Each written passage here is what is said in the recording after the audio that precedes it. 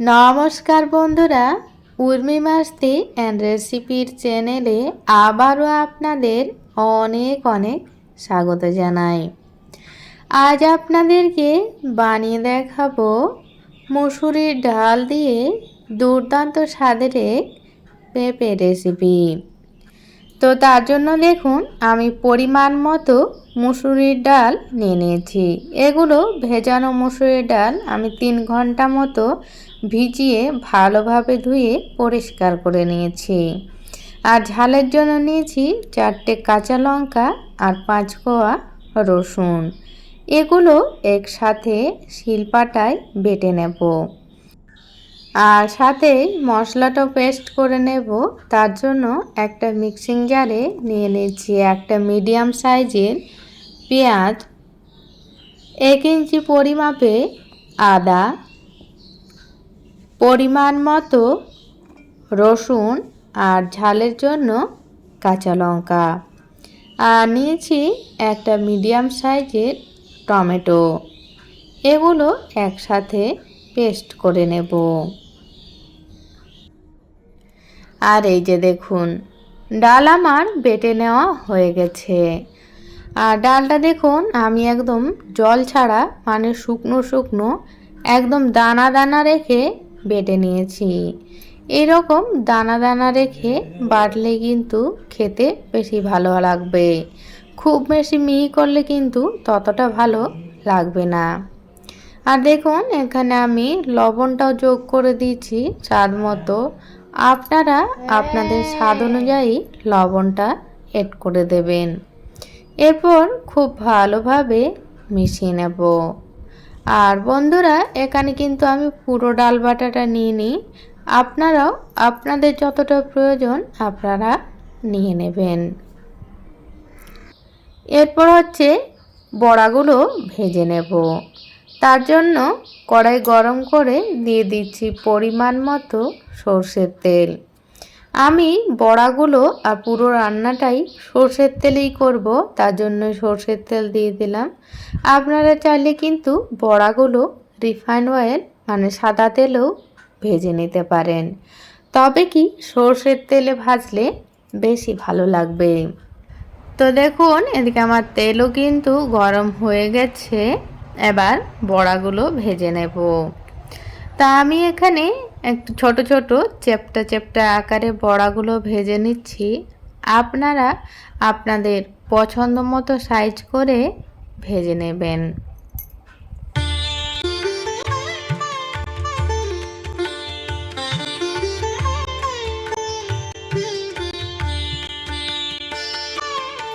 আর এই যে দেখুন বড়াগুলো আমি 2 পিঠটাই খুব ভালোভাবে ভেজে নিয়েছি। এরপর তুলে রাখবো। আর এদিকে কিন্তু আমার পেঁপে আর আলু কেটে নেওয়া হয়ে গেছে। পেঁপে আলু আমি বেশ এরকম ছোট ছোট সাইজ করে কেটে ধুয়ে পরিষ্কার করে নিয়েছি, আর সাথে আলুও কেটে নিয়েছি। এরপর ওই কড়াইতে যে তেলটা আছে ওই তেলেই অ্যাড করে দেব এই পেঁপে আর আলু। সাথেই দিয়ে দেব স্বাদ মতো লবণ আর পরিমাণ মতো হলুদের গুঁড়ো দিয়ে 3 থেকে 4 মিনিট মতো ভেজে নেব।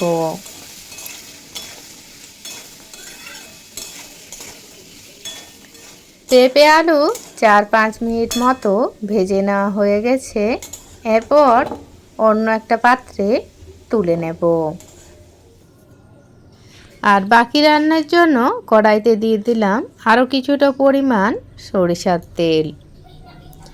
এবার এই তেলেই ফোড়নে দিয়ে দেব গোটা জিরে আর একটা তেজপাতা দিয়ে ফোড়ন ভালোভাবে হতে দেব।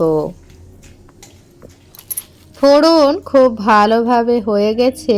এবার এড করে দেব পেস্ট করে রাখা মশলা দিয়ে খুব ভালোভাবে কষিয়ে নেব যাতে মশলার কাঁচা গন্ধটা চলে যায়। মশলার কাঁচা গন্ধ চলে যাওয়া পর্যন্ত কষিয়ে নিয়েছি। এবার এড করে দেব পরিমাণ মতো হলুদের গুঁড়ো, সামান্য ধনের গুঁড়ো, সামান্য জিরের গুঁড়ো, মানে এখানে আমি 1 ছোট চামচও মশলাগুলো ব্যবহার করিনি, তার থেকেও কম ব্যবহার করেছি, তো তার জন্যই 1 ছোট চামচের কম বললাম। আর দিয়ে দেব একদম সামান্য পরিমাণে কাশ্মীরি লঙ্কার গুঁড়ো, দিয়ে আবারও মশলা 1 মিনিট মতো কষিয়ে নেব। এই রান্নাতে খুব বেশি মশলা দেওয়ার প্রয়োজন নেই, আপনারা অল্প মশলাতেই এই রান্নাটা করে নিতে পারেন, আর অল্প মশলাতে করলেও খেতে ভীষণ ভালো হয়। তো মশলাটা যাতে না পুড়ে যায় তার জন্য সামান্য জল এড করে দিলাম, দিয়ে মশলা খুব ভালোভাবে কষিয়ে নিলাম। দিয়ে এবার এড করে দেব আগে থেকে ভেজে রাখা আলু আর পেঁপে, দিয়ে মশলার সাথে কষিয়ে নেব।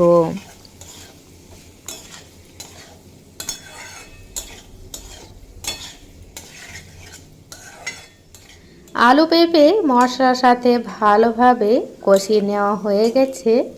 এবার এড করে দেব ঝোলের জন্য পরিমাণ মতো গরম জল। এই রান্নাতে কিন্তু গরম জলই ব্যবহার করবেন, তাহলে রান্নার টেস্টও বেশি হবে আর রান্নাটাও কিন্তু তাড়াতাড়ি হবে। আর জলটা কিন্তু এখানে একটু বেশি দিতে হবে, যেহেতু ডালের বড়াগুলো ব্যবহার করব। ডালের বড়াতে অনেকটাই ঝোল শোক করে নেই, তো সেই জন্য জল একটু বেশি দিতে হবে।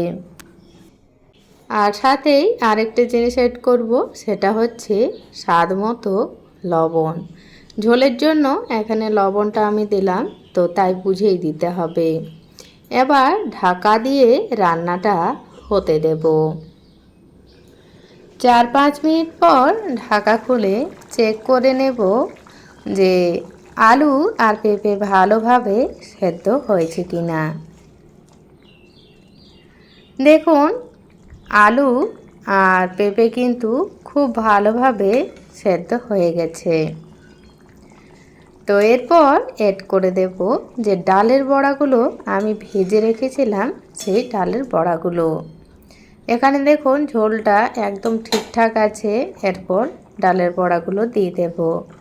আর বন্ধুরা, আমি এখানে যেহেতু পেঁয়াজ রসুন আর মসুরির ডালের বড়া দিয়ে রান্নাটা করছি, আপনারা যদি নিরামিষভাবে একদম রান্না করেন সেই ক্ষেত্রে ছোলার ডাল বা মুগের ডালের ব্যবহার করবেন আর পেঁয়াজ রসুনটা বাদ দিয়ে দেবেন। নিরামিষভাবে রান্না করলেও খেতে ভীষণ ভালো লাগে।